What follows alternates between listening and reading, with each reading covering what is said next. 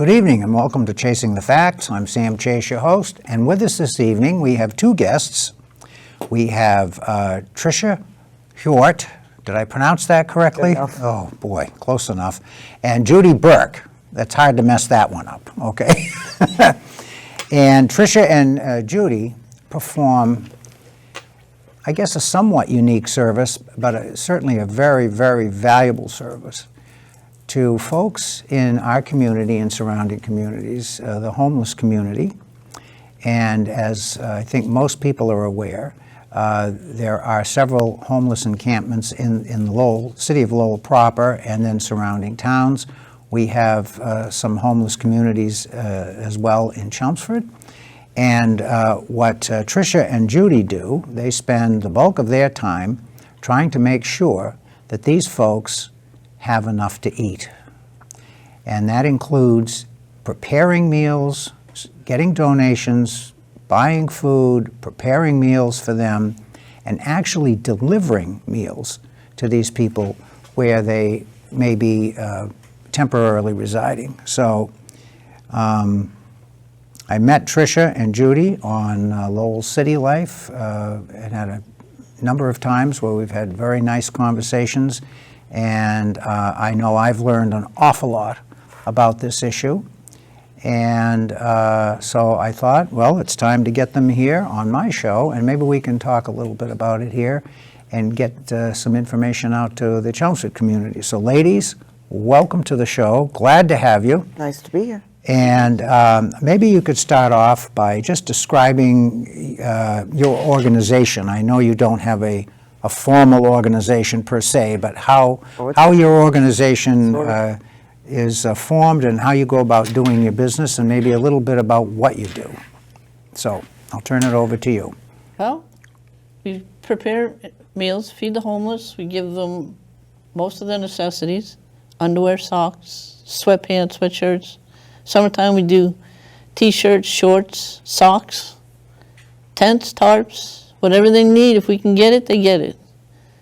Yeah, just about everything. And they don't have to come to you. No, we go to them. We go to them. You go to them. We're the only mobile unit of its kind anywhere in the state. Okay, now I don't recall that having been Yeah. said before, but Yeah, now thank you. there was That's one good other, information. but they went belly up because the guy was, I guess, embezzling or something. I don't know. Mm-hmm. Yeah, but there was one other. He was out of Bridgewater, Okay. but so he's out. So we are the only one now. So where are you based? Where do you actually do the food preparation?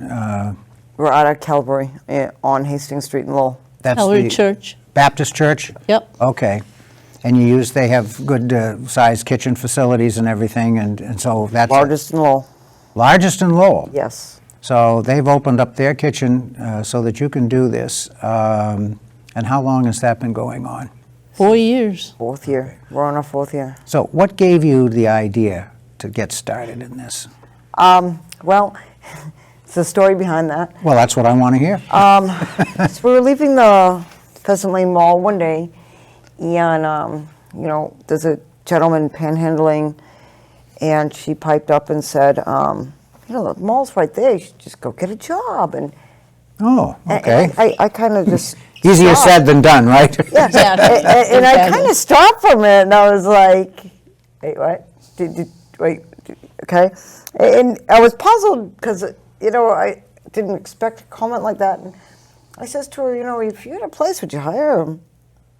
And he can't shower, and he can't change his clothes, and would you hire him? And she kind of just stopped for a minute. Oh, probably not. And I'm like, so nonetheless, when she had moved in with me, and So that started the conversation, right? so then Yes. she'd moved in with me, and so the first Easter we did this, she had had foot surgery, and I said to her, we get all this food, let's go feed some of these people. And I says, we don't need it, and they probably do. And this was right as COVID was hitting. So Okay. a little over 4 years ago. Yeah. Yep. And so we went down, we did this, and then COVID hit, and everything shut down. Even worse. Yeah, And so there was no services. There was like nothing. They couldn't wash their hands. Their basic necessities, just simple things that they couldn't do. And so that's what got it going. And it was like, ever since then. So when you started it, you essentially did it out of your own kitchen, Yes. pretty much? And how long did that go before you realized that, hey, this thing is going to... A couple months. A couple of months? Yeah. Well, it wasn't. It was about a year before we Maybe. applied for the nonprofit. Yeah. Okay. And then when we did that, we had to go to, we went to the food bank, Merrimack Valley Food Bank. Mm-hmm. And then we had to have a licensed kitchen and the whole 9 yards, so we had to switch to Calvary. Okay, so you are organized as a nonprofit. Yes. Yep. Okay, and you have all the appropriate licenses and so forth that you need to operate. And did you contact the church? How did that We are connection get We're established? we're members over there. There you go. So, and their deacon board said we could use it, so, but they're pretty good about that kind of stuff. Well, that's good because I think you don't have to go too far to find examples of churches who they talk the talk, but they don't walk the walk, okay? So I think it sounds to me, and I don't know anything about your particular church in Lowell, but it sounds to me like they're really doing what I think the Christian church mission should be, Yeah. which is this kind of outreach. So that's good to hear. So that's been going on now out of the church for a little over 3 years, Yeah. right? So describe a typical day. How does that go? Well, I'll explain on Monday. Mondays are awful. And then Judy can contradict you if you say anything Oh, wrong. good Okay. idea. All right. Mondays are probably the worst day. Her and I were doing, up until recently, both of us had physical therapy. I blew out my hip. She blew out her knee. It's been a But lot. we haven't missed a day. But you still haven't missed a day. No, we have not. Amazing. And this is 7 days a week. Yes, 7 days a week. Through and it's COVID, too. through Ugh. COVID, and she had breast cancer. I have several major medical issues going on currently. But so Mondays we do our big major food pickup, and that's every Monday.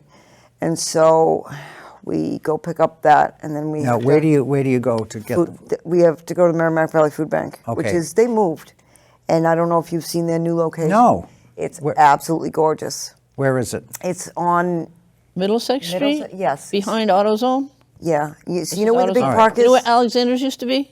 Yes, I go by there all the time. So It's behind there. behind there. next time I'll go in and take a look. Yeah. And it's absolutely gorgeous. They've done That's an amazing huge. job. And that's more convenient for you, I would Yes, think. and it's Yeah. all one level now, Mm-hmm. and it's nice. They worked really hard. So we go and we pick all that up. We go back to the church and we have huge freezers, and we put all that away, and then we cook, and And run errands. right, yes, Who does the cooking? You two? I do. She does cooking. You're the chief cook. Okay. Uh-huh. She doesn't have a license. Yeah, I lost my license because I have MS. I'm sorry to hear that. Yes, I have MS. I went through somebody's home many, many, many years ago because I couldn't move my leg off the gas pedal. Oh, ouch. Yeah, and I So went, you're the driver? yeah. Yes. Okay. But all I right. careened through somebody's home. It wasn't pleasant. Thank No. God I had insurance, and they paid for the poor people's houses, and nobody got hurt, which is great. So I do all the cooking. Shepherd's pie is their favorite, and boy, do I think it looks like dog food. I love shepherd's pie. Oh. Do you have any in the car? I do. That was a staple at my house growing up. I apparently make a mean shepherd's pie. You must, if they like don't know. They could eat this stuff 7 days a week. There you go. Yo. And teriyaki chicken is their second favorite. So we pack everything up. Everything goes everything's individualized. Okay, so everybody gets a bag that has snacks and utensils. It's all plastic. It's like plasticware and stuff. And then they get a meal that's in a container. An individual. Yes. And so everything is already set apart. So When I was in the Army, we called those MREs, meals ready to eat. yes. Yep. And Bet you these are better than that, though. I'm hope so. sure they are. I hope so. And Oh. so everything's individualized. And during COVID, that was like huge.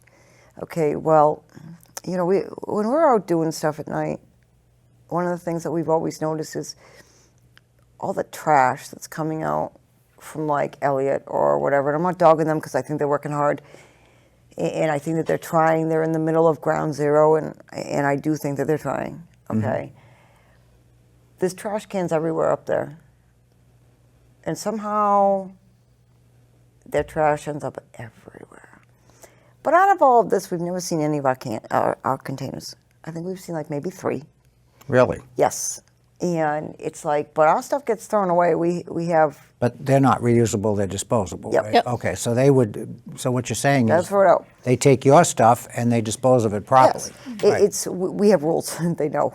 Okay, But good. we have rules.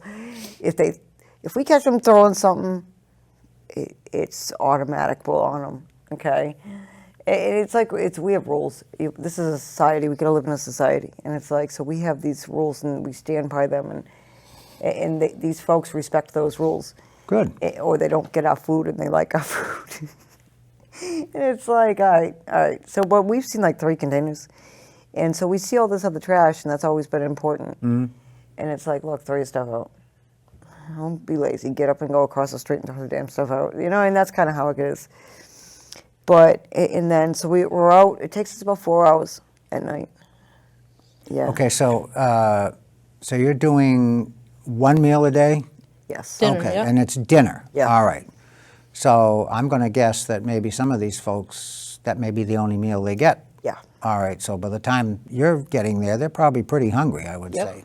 The river camp, which You is give them the a good, largest- you give them a good portion? Oh, yeah. Okay, And we will be out on Easter. good. The river camp, most of them are stationary. They don't leave that camp. Okay, these are the folks that are along Down near the Humane Society. the Merrimack, yes, Yes. Pawtucket Boulevard. Yep. area. The Okay. majority of them are Pol Pot era folk. And roughly how many do you think? There's approximately 100 down there at least. Wow, okay, so they're sort of semi-permanently encamped Yeah. in that area. It would be nice if we could do that with all of them. Okay, and how many encampments do we have in Lowell? That's one. I know there are a couple of others. It's 10. There's 10. Yeah. Okay, so all told, It's kind of hard to keep them all together It's kind of hard to because the number city them. likes to rip them up. Yeah. well, I think we've been reading about that in the paper, haven't we? That the city is displacing these folks. All the time. So what happens is the city comes in and they say, okay, you've got to break camp and go elsewhere. What happens to these? They just establish another They location. go or somewhere else. Do they join maybe another camp? Sometimes, yeah. Sometimes, yeah. Yeah, but they've got to get And if permission the- from the camp that's there to go in there, Okay. If the city takes all their stuff, yeah, which they do a lot. we replace it. They go in with bulldozers. They've almost killed a couple people during this process. They almost killed a few. They almost rolled over one guy. All right, so now we've been talking about, and you just mentioned something, I'll follow up on it. So we've been talking about food, but we're also talking about supplies and, basic necessities that they need, Yeah. things like soap, Yep. right? Give them those. Toothpaste, Yep. that do- kind of thing. We put together health kits that've got shampoo, conditioner, lotion, razor, socks. We have these little kits. Underwear.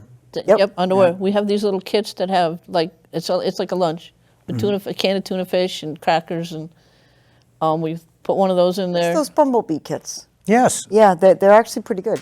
Yeah. And so we put all that into a big bag, like a plastic Ziploc bag, Put it in a backpack. and we put them in backpacks. And so anybody that we'll go through a lot of these once winter protocol's done. Deodorant too. Yes, and deodorant. And so we put these all in backpacks, and it makes it easier for them to carry their stuff, and it gives them a way to stay clean, and so they can kind of. And there's socks in there too. Socks are like huge, and so they kind of get one of these kits, and then we'll refill them later as they go. So, and the river camp gets the majority. They get a lot. so, okay, so we know where the food comes from, but where do the supply items come from typically? That depends. We buy a lot of it, and we do buy a lot of the Hamburg if the food So bank. you actually go to retail places and buy some of this stuff? Again. Oh, God. Damn it, we're going to have to go back to the house. Okay. I just realized I didn't order again. See, all right. we order on Thursdays. Okay, today is So, Thursday. Yes. Yes. Mom, you reminded me. Yeah, That's okay. a great thing. Well, don't worry, we'll be done in about 14 minutes. Oh, that's totally, Okay. that's good. I'll order. But But a lot of the supplies that we get, like the sweatpants and stuff, it greatly depends. We buy a lot of it. we get some from the Wish Project. Okay, We've got somebody in Seabrook, New Hampshire that will get an amazing amount of stuff for us. okay. This lady's incredible. So a lot of this is She can find sneakers for $1 at Walmart. Yeah, unbelievable. she's nuts. She's Well, that's okay. fantastic. Okay, so a lot of it is Yes. donated Yes. and in Yep. kind type of stuff. Yeah, unbelievable. If people want to donate to you, I mean, do you accept Definitely. cash donations? Yes. Yes. Okay. So at the end, we'll have you give out that information, email or phone number, whatever it is you want to give out, so that people can do that. So I've been very fortunate to talk to both Tricia and Judy several times on the Lowell City Life show, which is broadcast in Lowell. It also goes out over Facebook. And the first time you ladies were on, I mean, do any of us really understand or know anything about this problem? No. We see what, we get the information from the news, and that's very Yeah. small amount of information, and a lot of times it isn't accurate. Okay, we all understand that, but And it's mostly negative. it's mostly negative. And it just, when you hear these stories and you see what you two ladies are doing, it's just incredible. And as somebody who has been involved in local politics for many, many years, and I understand how governments work, I understand the funding and everything, it just absolutely,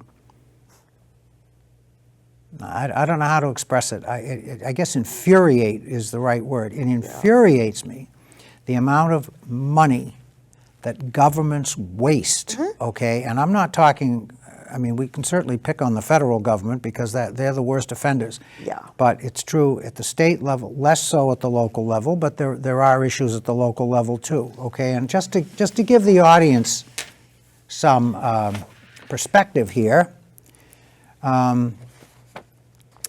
I went to the Heritage Foundation, which is very good at documenting federal expenditures and where they go and that kind of thing. They did a study about 10 years ago. So this is where some of your federal dollars are going, And they're good too. okay? $2.6 million. $2.6 million to train Chinese prostitutes to drink more responsibly on the job. Okay, $2.6 million. That that's a priority. Yeah. Okay, Give them. federal employees, in the course of their work, whatever it is they do, and a lot of them travel. Okay, federal employees flying first class or business class, as opposed to flying coach, which is what Yep. the great unwashed has to do, right? Yep. $146 million a year Damn. for flight upgrades for federal employees. Okay? Here's one that I really like. Speaking about aircraft travel, the Defense Department wasted $100 million on unused flight tickets and never bothered to collect the refunds, even though those tickets were refundable. So they never went back and said, hey, we didn't use the tickets, give me my $100 million back. Okay. All right, I could go on, and I mean, I got a nice list here. I could go on and on and on. So money is not the issue. Nope. Nope. No. The issue is priorities, Yeah. right? You would agree with that statement? Yeah. Yes. Okay, and it's also true, to a lesser extent, certainly at the state level, because after all, the state can't print money like the federal government Yeah. can. And it's also true on the local level. I mean, we can point to areas where probably we could make some economies. And the fact that we cannot figure out how to systematically at least give the homeless folks the barest necessities of life, which is food and basic staples that, Yeah. that they can have. And they could do that. Yes, that's my point. If we wanted to do it collectively, we certainly could do it. The resources are already there. So one of the things that we've talked about in the past is the fact that we have these folks, they're unhoused, they're living in tents or whatever their accommodation is, and we have a small encampment here in Chelmsford, as you probably know. Behind Walmart. There's two behind Walmart. Have you? There's two of them. You've interfaced with those Yes. folks? Yes. Okay, so you're helping those folks too. Yep. And we have a social worker in Chelmsford. Her name is Jen Melanson, and I've talked to her about this problem. And she has made many efforts to outreach to these folks. Yep. And what I've been told is that many of these folks, they don't want the intrusion from outsiders. Is that a fair statement or not? One of the guys. I'm not saying all of them, It but I'm depends just on, saying it some depends on are the like that. outsider. Okay. You can't just walk into a camp and say, we've got all these services for you. Okay, that's a good point. So, They- one of the you guys- you have to build up trust. One of the guys that was in the camp that's directly behind Walmart. So the older fella that was there recently got an apartment. So he's living in Lowell. Okay. now. His nephew is still homeless.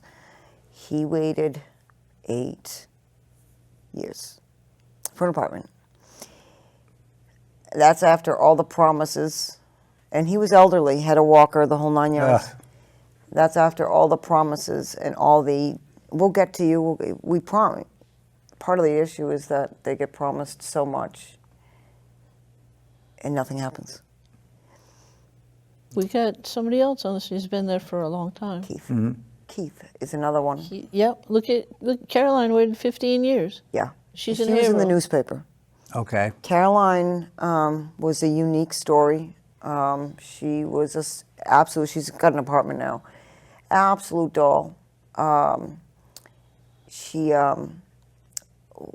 had the story behind this woman. She got her husband a pace car for his birthday.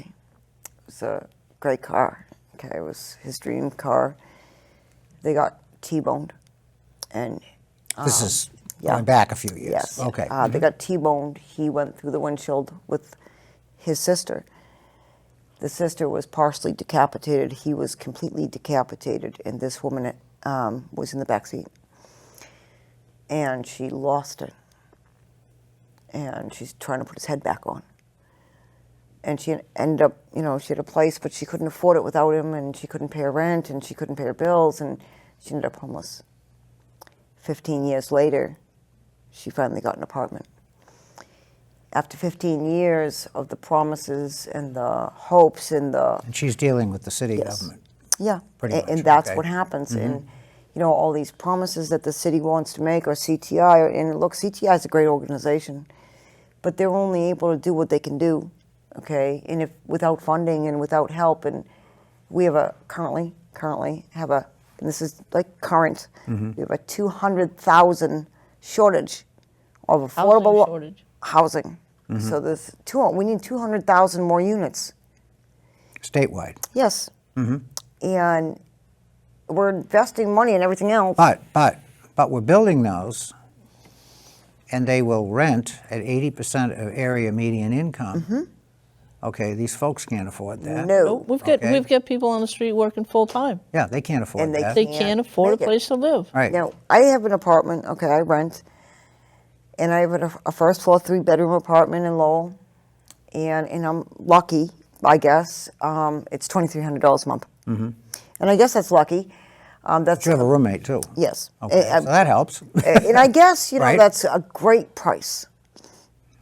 From what I've heard, that's like great. It's hard for me because I'm old enough to remember where if you Yeah. paid $100 a month, you were being gouged for an Yep. apartment. So that's how old I am. Yes, okay? and I can remember We understand inflation, obviously. Oh, yeah. Right, I can remember paying $500 when I was in Not college. Not that long ago, right? Okay, and I'm paying $2,300 Right. for, and I'm sorry, but my apartment's not worth $2,300.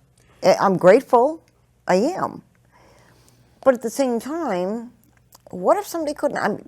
We have people that can't afford that, and with such a shortage, I'm sorry, where are they going to go? Mm-hmm. There's nowhere. And then we have the influx of people coming into the country.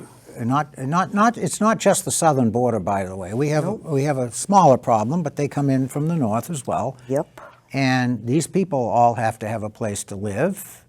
But it seems to me that the government, if I can believe the news media, it seems to me that the government is very focused on these undocumented Yes, they are. folks coming in, and they're not shy about saying we have to allocate resources. But what about the homeless folks that are already here? Many of, I would dare say most of them are citizens. They are. Probably 99% of them are either citizens or here legally, okay, Yep. under a green card status or something like that. And most of these folks, many of them anyway, up until whatever point they became dispossessed of a home, may have been very productive, tax-paying citizens. Exactly. What are we doing for these folks? What are we doing for these folks? Or are we spending $2.6 million training Chinese prostitutes so that they can drink more responsibly That's on awful. the job? That is awful. Okay? Well, I mean, you know, this is why people get upset with government. I've always had this thought process Yeah. that, look, I think affordable housing is great. Okay, I think it's fantastic. However, there's a flaw. There's one flaw, a major one. We need to separate able-bodied from non-able-bodied poor. And if you're able-bodied, like you're able to go back to work, we have to train people, send them to college. Or Send tech them school. to college or tech school, exactly, and help them to improve their lives. And by improving their lives, I don't mean working at Walmart, barely scraping by. I mean help them get some Give kind them of a degree. skill. Yes. Give them a Yes. skill, right. And that way they can work themselves off the assistance, and we can move somebody else in. Without that step, it's backlogging. But you're It's right. I mean, constant. obviously, there's a difference between people who might Yes. be able to help themselves and those who can't for whatever reason. Yep. And there are legitimate reasons why Yep. people are not able. That's absolutely And there are some. We have people out here with walkers and wheelchairs, and I'm sorry, they don't belong on the street, and they can't work. That's just the way it is. It's sad, and it's sad that the government looks at it the way they do, you know, and they won't put any money into it. It's like, why bother? But we spend $1.3 million per month to rent a lab that cannot be used from the National Institute of Health. Oh. Okay? Lovely. And Congress 10 years ago spent $2.4 billion on 10 new jets that the Pentagon insists it does not need and will not use. Wow. Okay, just think about that. That's a okay, lot.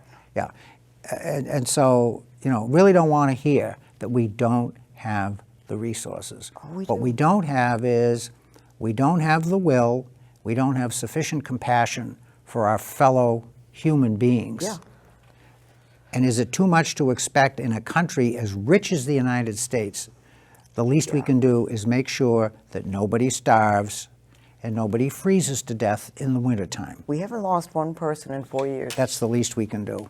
Ladies, we are almost out of time. I told you it goes fast. And Yes. you see, you can get right back to work. Right? Oh, yeah. You're only here for a half an hour. So thank you very much for coming on the show, and I will be having you back in the future because I think we need to talk about this yeah. more, and we need to make the general community aware, number one, of your efforts and what you're doing, and what other folks can do. And in the meantime, folks, if you don't do anything else, contribute to your local food bank. Yep. Okay? Yep. Thank you very much. We are out of time.